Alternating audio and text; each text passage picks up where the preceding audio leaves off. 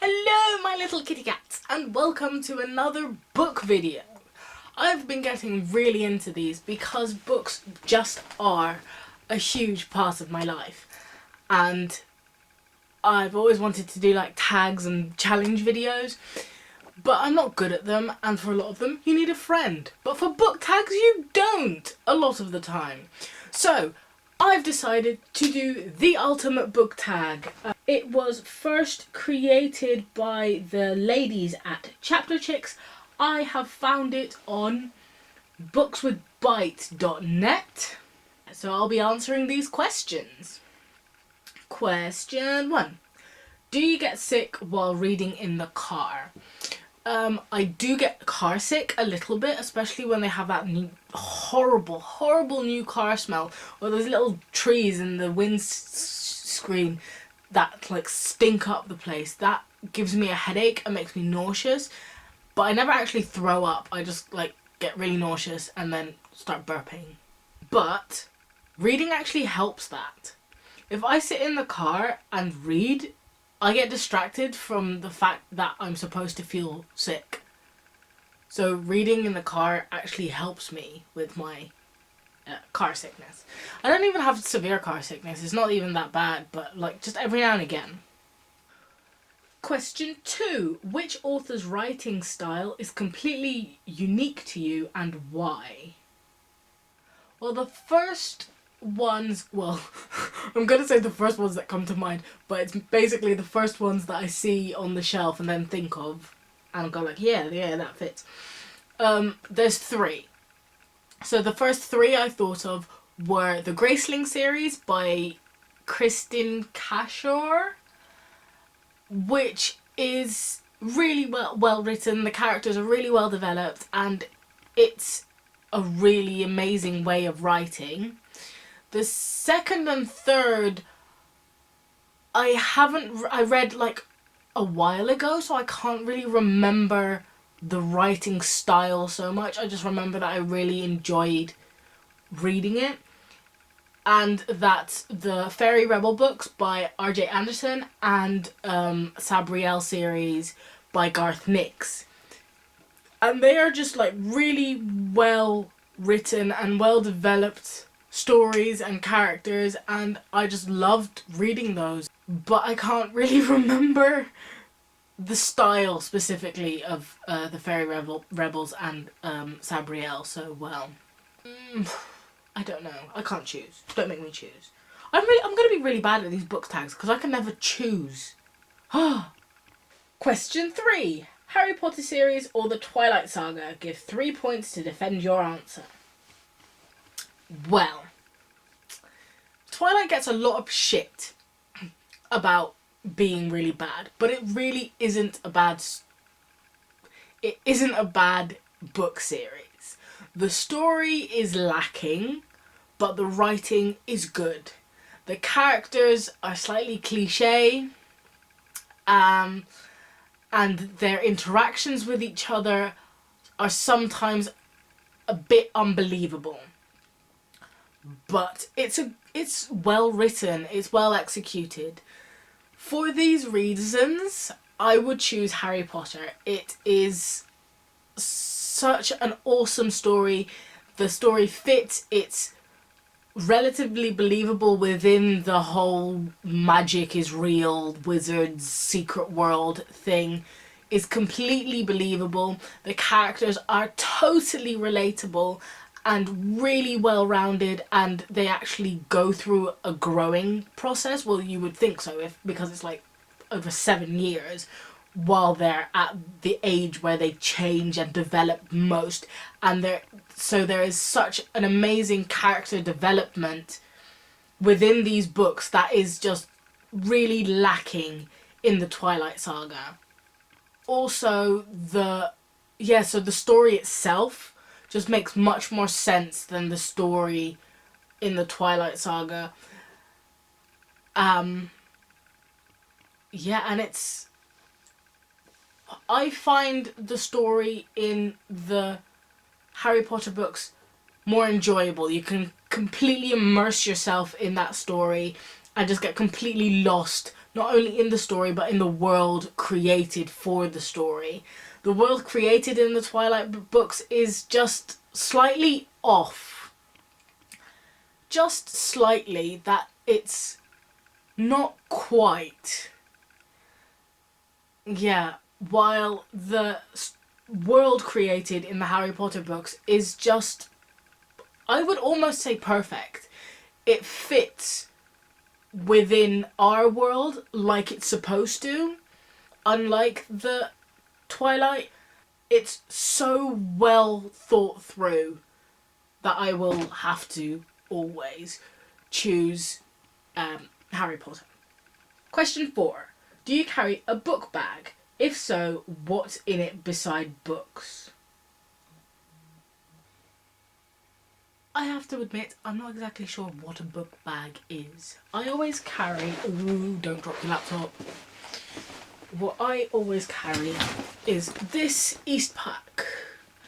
Does this count as a book bag? It's either this one, and I've got or my new one, which I use for school, which my laptop fits in because this one's a bit small. Well, what's in my book bag is my pens and stuff, a hat, gloves with my travel pass in it, grapes from when I went to school yesterday.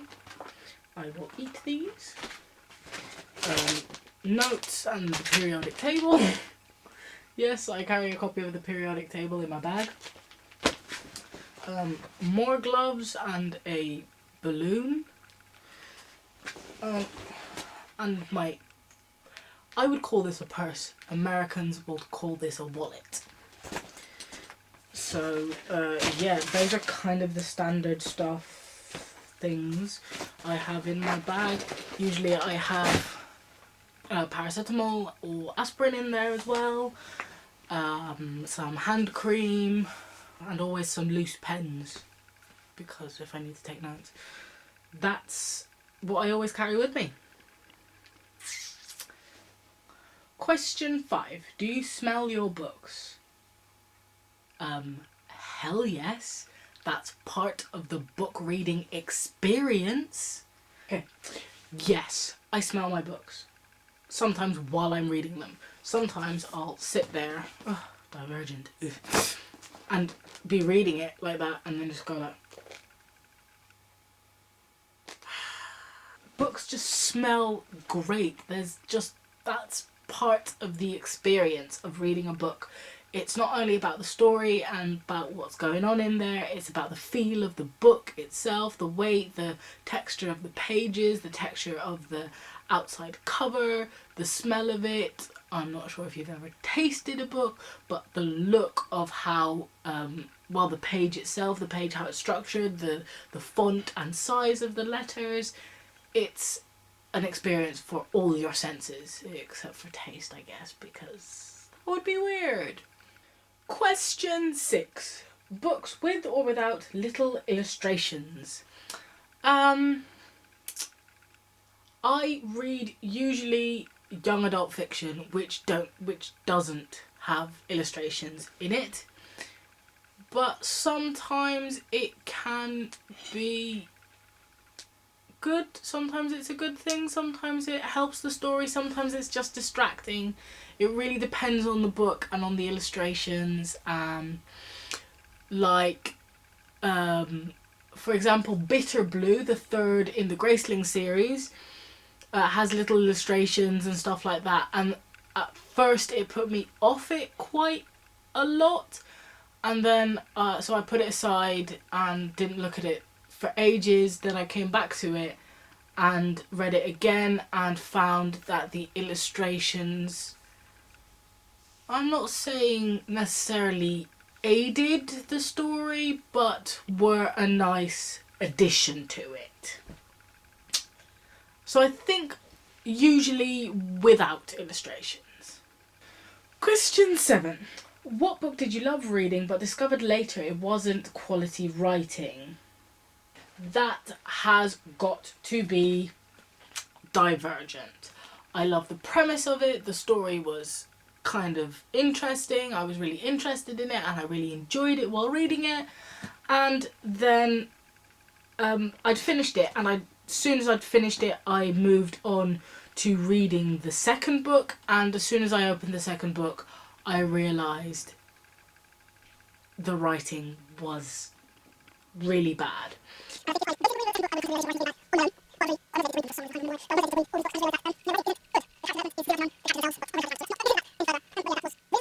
Question 8. Do you have any funny stories involving books from your childhood? Please share. Funny stories involving books. I barely remember what I ate for dinner last night, let alone what happened in my childhood. The only thing I can think of is one time when my grandma was looking after me and I was doing stuff in another room and she was in the kitchen doing something, and I dropped a book. This was when I was about 12, and my grandma had, up until that point, never really heard me swear before. Now she hears it all the time because I have a potty mouth. I have worse than a potty mouth. I have just like swear words. They kind of like ooze out of my skin. But I dropped this, I think it was like the 5th Harry Potter book or something, like hardback. One of those really, really big, thick books, and I dropped it on my toe, and I just exclaimed the F-bomb really loudly, and my grandma kind of like walked in and was like, "What?" And then she just like couldn't help herself because she just was so surprised that she started laughing. And that was the gateway to me swearing in front of my grandma. I'm sorry. Question 9. What's the thinnest book on your shelf? Seriously? Thinnest book? I have a few magazines on my bookshelf, but they're not exactly thin because they're 100 pages. I think the thinnest books would have to be one of these two. They're like books I've had since I was like a baby. I also had them on cassette where they would read the story aloud. So they would read the story and then I could kind of like look at the pictures as they were reading it, because when I was really into this I couldn't read. And they're just like really cute, all staged with, I'm not sure if they're drawn, I think, yeah, they're painted if I'm not mistaken, but they're all like real toys like in the stories, not like what you expect from things where they're like where they show you cartoony things that are supposed to be dolls and stuff, but they look like real toys and real dolls. And I think these are the thinnest books on my shelf. Question 10. What's the thickest book on your shelf? Another difficult question. Well, the thing is that I have lots of the young adult fiction books have quite big writing, so they're thicker than they actually have to be. So, like, things like the Harry Potter book would have more contents than the Bane Chronicles, but the Bane Chronicles is bigger and thicker than the first Harry Potter book, for example. But I think if I'm looking at it now, the thickest book is either City of Heavenly Fire, because that's quite a big, bulky, thick book, or, oh, but that's 2 books in one. I have the Bridget Jones books, but they're like 2 in 1, so that's quite thick. It's twice the size it should be. So I think City of Heavenly Fire. Question 11. Do you write as well as read, and do you see yourself in the future as being an author? Yes, I do write as well as that's a difficult sentence to say. I do write as well as read, and I really hope that one day I could be an author. I have so many ideas that I want to share.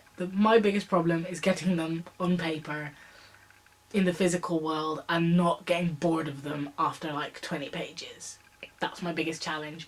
But I am momentarily working on one that I really want to turn into a book about dragons. That's all I'm going to say. Dragons are awesome. Question 12. When did you get into reading? Well, my grandma, when I was young, bought me all the Harry Potter books on Talking Book. It started with the first book as cassette tapes that would break really quickly, and I just played them so often. And sometimes the little filmy what it was on would get loose, and you'd have to like twist it around with the biro and just sit there and that kind of stuff. Some of my fondest memories, but they got damaged really quickly because they're cassette tapes, and I was like 8, I think, maybe even younger. I'm not exactly sure when the book first book came out, and I'm not quite sure when they turned it into cassette tapes and when they switched from cassette tapes to CDs, because the first one I got on cassette tapes, and then when the second one came out on cassette on CD, because the second one didn't come out on cassette anymore, I got the first one on CD as well. But that wasn't really reading, that was listening to the story. But that did introduce me to the world of books. I'd always been interested in the world of stories and storytelling, and that always fascinated me, but into the world of books I was introduced to by the wonderful J.K. Rowling, like bowling, not rowling like growling, by the wonderful J.K. Rowling and excellent Stephen Fry. The two of them together just opened a whole world for me.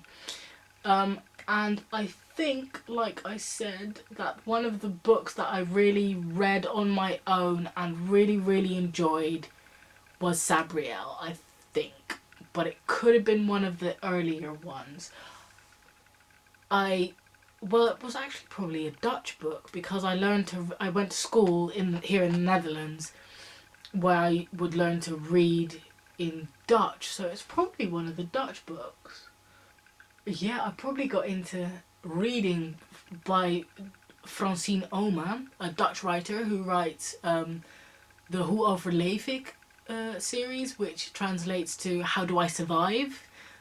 And it's about like this teenage girl, and like in the first, I think she goes from primary school to secondary school and just that, and they were really good, and I really, really enjoyed them. So probably one of those. Oh, and then I read Brief voor de Koning, Letter to the King by Tonke Dracht, and that is an amazing book. It's also been translated into English, so if you get the chance to read it, definitely go look that up. Question 13. What's your favourite classic book? The thing with me is I have a short attention span, and I do find reading quite difficult. Not with young adult fiction, because the letters are huge. The language isn't too difficult, because it's kind of the thing that young adults talk with. And the stories are thrilling and captivating, and they're aimed at people like me with a short attention span who read but don't read, if you know what I mean.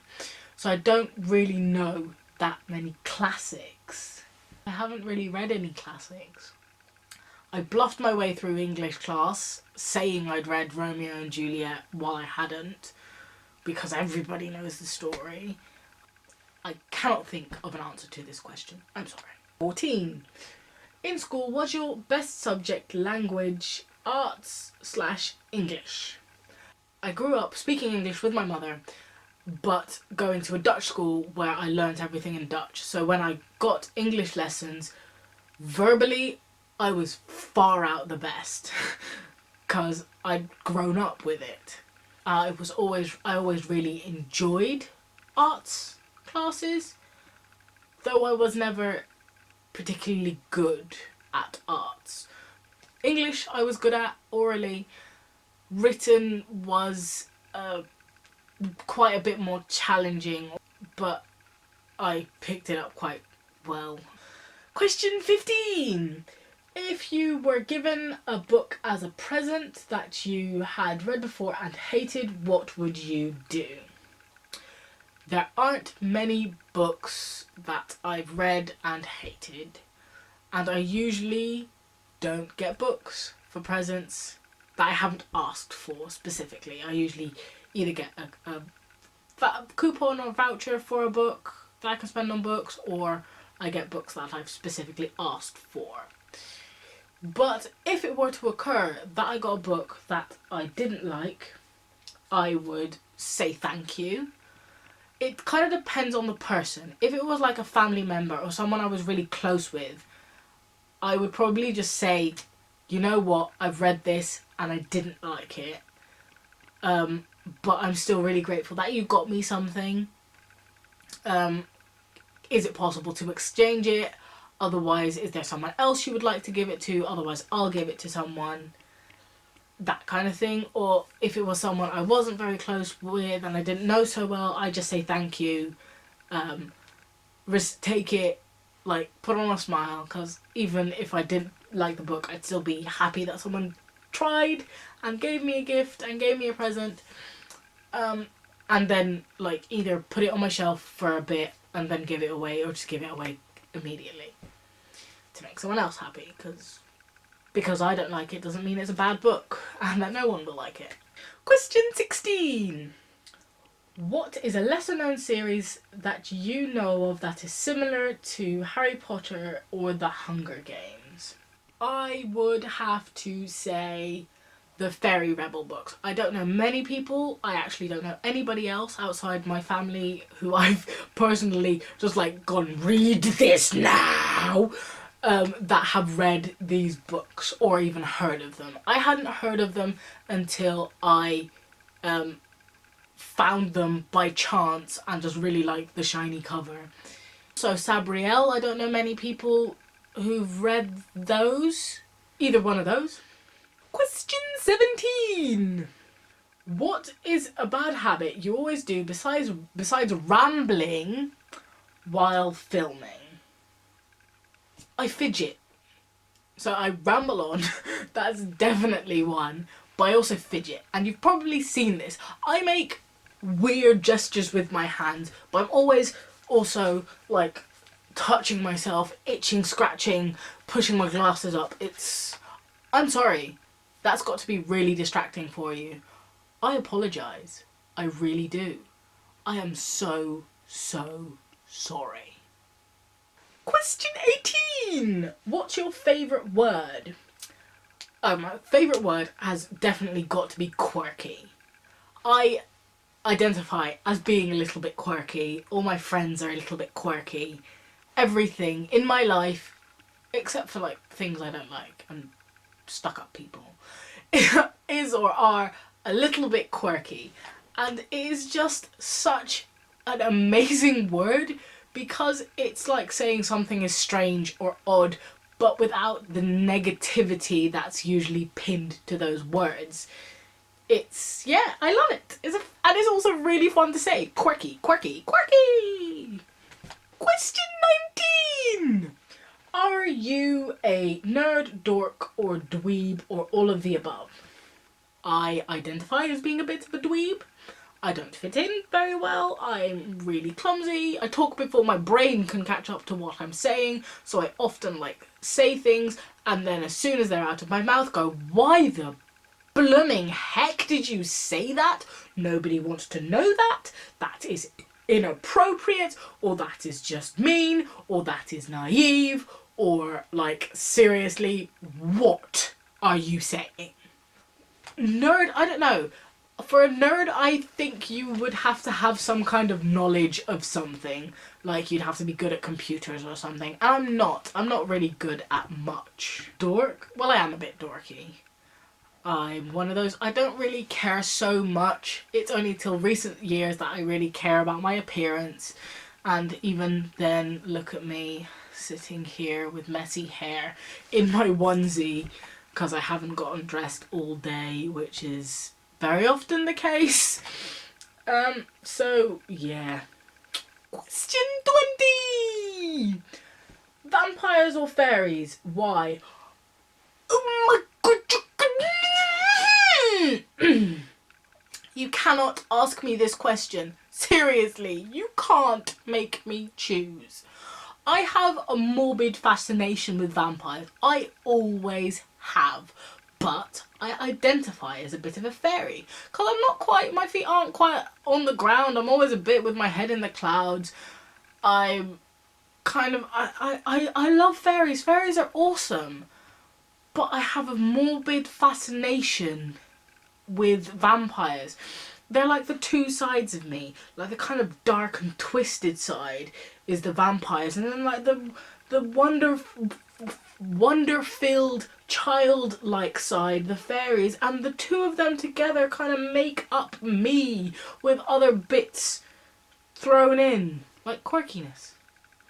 Question 21. Shapeshifters or angels? Why? I think I would have to go for shapeshifters. Angels I associate with Christianity, and I'm not religious myself at all, and I have a bit of a prejudice against Christianity for some reason, and I don't mind if you are a Christian, I don't mind if you believe in God or in angels, and that's beautiful. I'm so glad you believe in that and that you're open to such wonders. I don't believe in it. I can't see the beauty in a lot of the stuff that goes along with Christianity.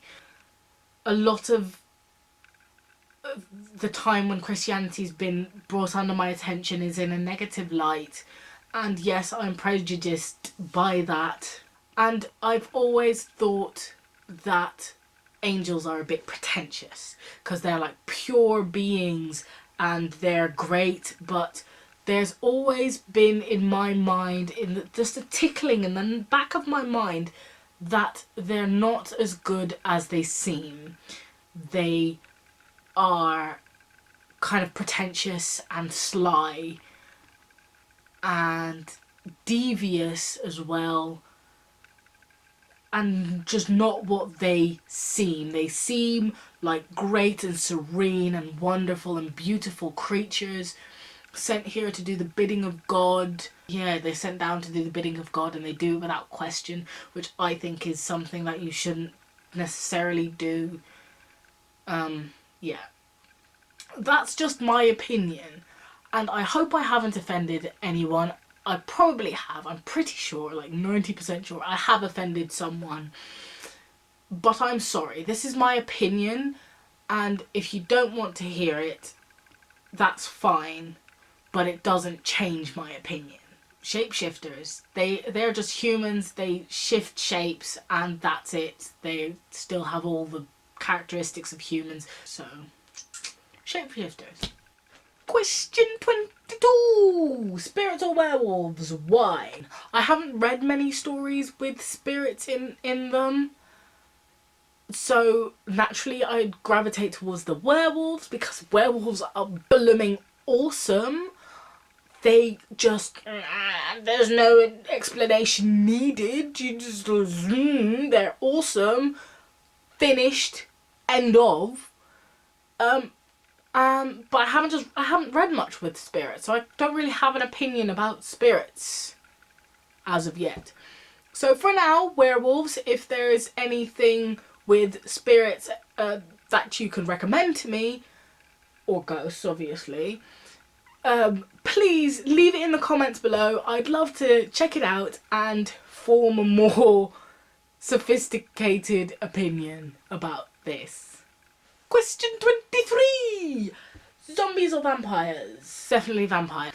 I don't like zombies. I don't know why, but they irk me. It's one of those things that I'm really not interested in. I don't even know why they irk me so much. I don't know what I don't like about them. I just don't like them. Maybe it's the fact that they're decaying bodies, even though I am quite interested in decaying bodies. Maybe it's the fact that they hunt you and want to eat your brains, which seems illogical. While vampires have like a kind of seductive charm about them, which I find really fascinating. Yeah, I don't like zombies. Vampires all the way. Question 24. Love triangle or forbidden love? Oh, I don't think I like either. They're usually too complicated, too sappy, and in my opinion, not very well executed in young adult fiction. Very often it's really I don't even know what the word is, but the females are usually just pathetic damsels in distress who don't realise they're drop dead gorgeous and everybody's swooning over them in love triangles. And then there's these two guys and they hate each other, or they're best friends and they both fall for this girl and it rips them apart or it brings them together, and that really irks me a lot of the time. And Forbidden Loves is just like quite tiring and I find it quite boring. And it's like, oh, we love each other but we can't be together. And it's the whole Romeo and Juliet thing, which I was like, I really don't like that. And like, oh, we have to fight for our love but we're condemned. So at first I will choose neither if that were a choice. But I will say, if it's well executed, I will enjoy either. Also very often that with these love stories that they are each other and they're nothing else. The characters need to have a bit of substance. So it needs to be well executed and then I'll like it. If it's not, I don't want either. And the last question, question 25. Full-on romance books or action-packed with a few love scenes mixed in? The thing is, they have to be well executed. Love stories will quickly irk me and quickly bore me because they're very samey and nothing really happens and there's usually quite little character development. But if you have an action-packed something with a few love scenes in it, like, say, The Maze Runner, which is action-packed, it's thrilling, it's exciting, but it's just really poorly executed and I didn't enjoy it. And then I don't really mind if it's action-packed or a love story, but it just has to be well executed and well written and well thought through. That is my most important criteria. Well, thanks for joining me on the ultimate book tag, and I hope you enjoyed it. I hope you don't hate me, and keep purring!